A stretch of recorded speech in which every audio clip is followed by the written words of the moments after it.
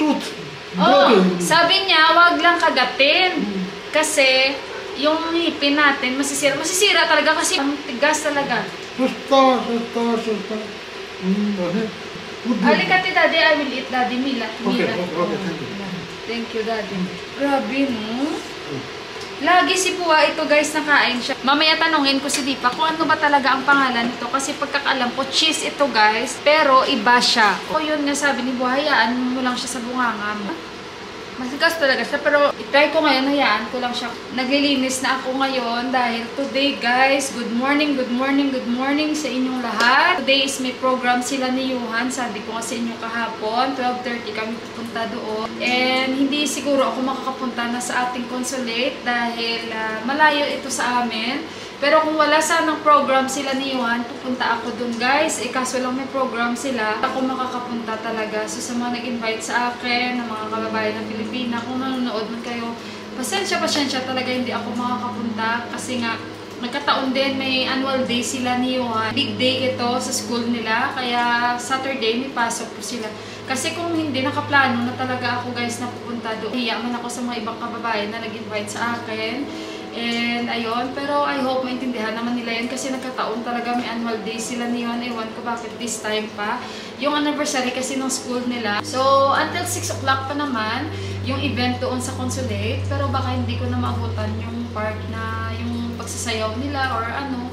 And today, guys, hindi maganda yung pakiramdam ko na ewan ko, minsan sa mga babae, ano, or dala lang ito na parating yung aking reglaw, di kaya buntis ako, guys, or ano, pero hindi ako buntis. What I mean to say is, minsan kasi nasa stage na tayo na, ako lang yung nagdudoktor, guys, feeling ko lang yun, nasa stage na ako ng menopausal, kasi nga, syempre guys, hindi ko na itatago sa inyo. Magpa 45 years old na po ako. Ako bumabata and I'm proud of that talaga.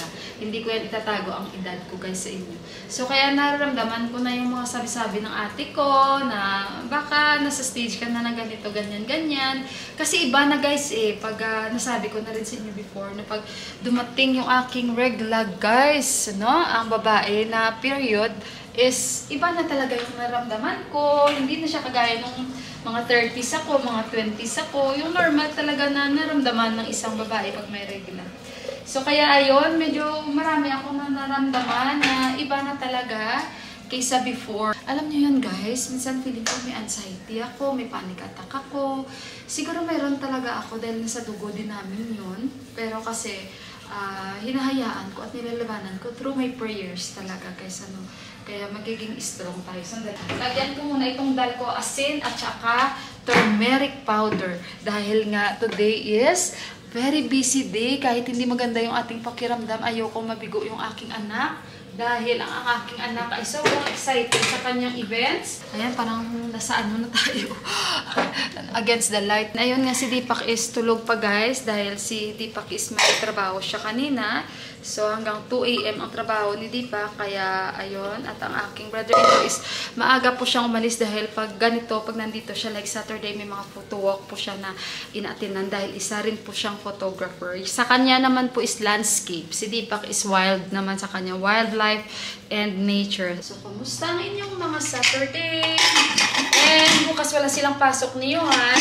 Dahil nga today, dapat wala silang pasok. Pero since annual day nila at may holiday sila, so kaya papasok sila today. And binunggo sila ng bus. Same as timing nila sa school. And bukas, Sunday and Monday, wala silang pasok.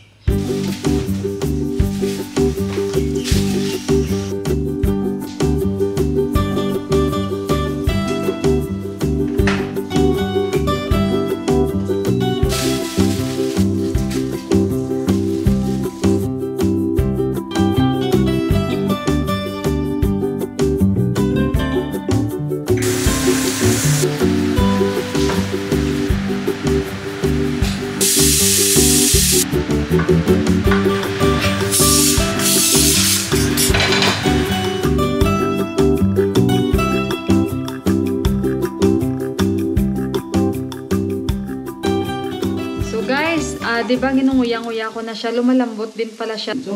Oo, chori. Yak.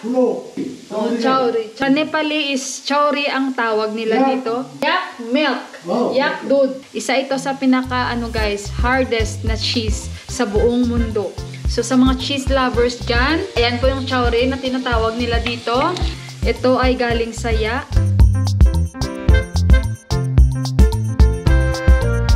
And mostly ito guys sa mga Himalayan mountains. Ay, kailan pa kaya ito matatapos itong lamig guys, no? I hate winter talaga. Yun nga, no? Hindi dapat tayo magreklamo. Pero I hate talaga ganitong weather dito. Busy na ngayon ang aking biyanan talaga na lalaki. Kagagaling lang niya yan sa temple guys. Maaga siyang pumunta ng temple. Siguro nagpag-bless doon sa pare niya.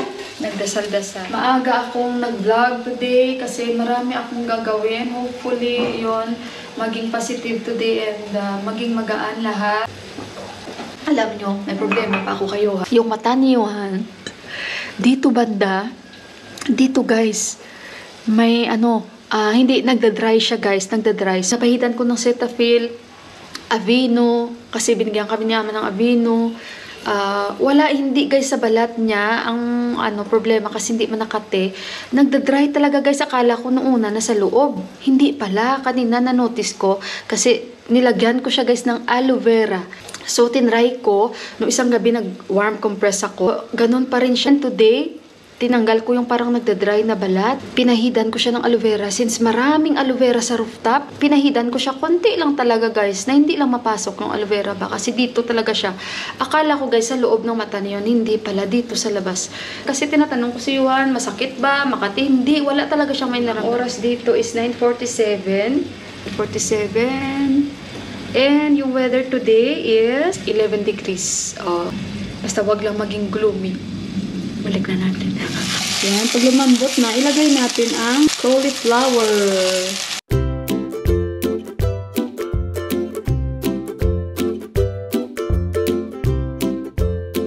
Guys, naririnig ko na naman yung kalapati, guys. Ayoko talaga sa mga ganito, guys. Sa totoo lang. Kasi nga guys, ewan ko, naiirita ako, nababisit ba ako ba na yung mga tunog-tunog nila. Tapos kung hayaan mo talaga guys, kung swerte sila, hayaan mo, dudumi talaga guys, hindi maganda yung mga pupo nila sa bahay. Mahilig pa naman sila guys magtambay-tambay sa mga gilid-gilidan ng bahay, yung pinakita ko sa inyo. Kaya hindi ko talaga sila sinasanay dito.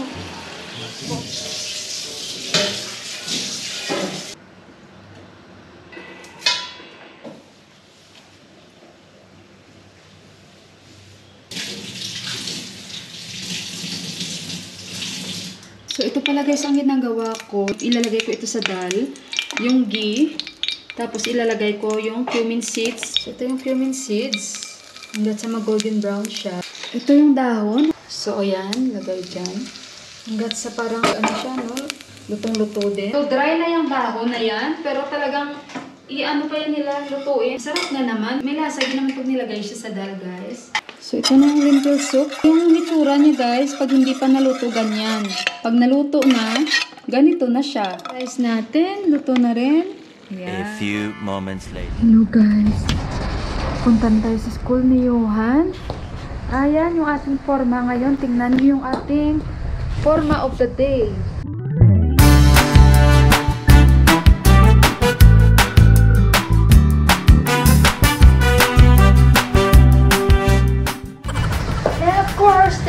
To my Auntie Japan for my outfit. And ito guys, bigay sa akin ng brother-in-law ko. Ayan, ito, LV, nung nasa Norway pa siya, pinadala niya sa akin ito. So, ayan.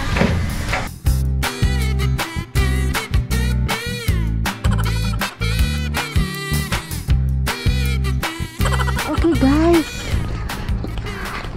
nakaboots tayo, magbabas ka. Minsan lang tayo guys magpaganda guys. Ayan, dapat aura-aura din tayo. See you!